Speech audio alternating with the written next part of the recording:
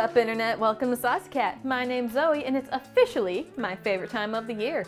We got pumpkins, ghosts and ghouls, a couple tricks, and plenty of treats. I have an especially fun treat for you guys today, perfect for any costume party or spooky get-together. Jalapeño mummies. Let's get into it. Take 12 jalapenos and cut them in half long ways, trying your best to leave the stems, they make good little handles, and scoop out those dastardly seeds. You may want gloves, because the juice in these peppers can burn a bit sometimes. Let's preheat the oven to 400 before making our undead filling. Grab a blender and throw in cashews, water, salt, pepper, onion and garlic powder, nutritional yeast, and a dash of paprika. Blend it until it's all smooth. Try to avoid adding more water. We want this to be nice and thick so it stays in the peppers.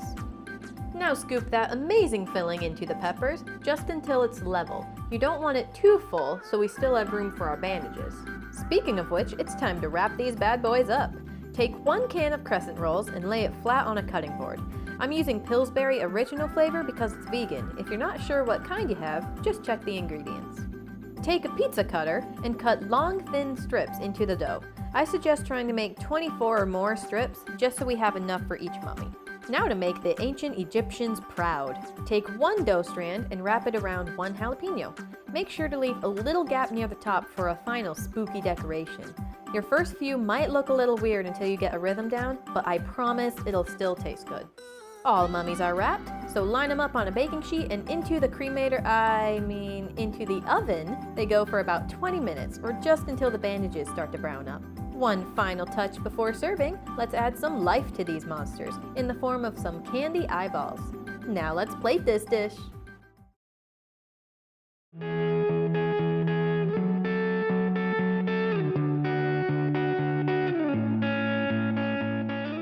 Aren't these guys just so cute? I love them.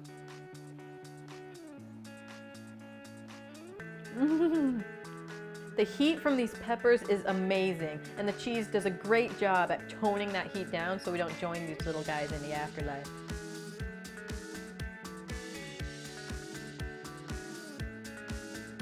Well, that's enough reanimation for one day. Let me know what your favorite October meals are in the comments down below. Don't forget to like and subscribe, and I'll scare you next time on Saucy Cat.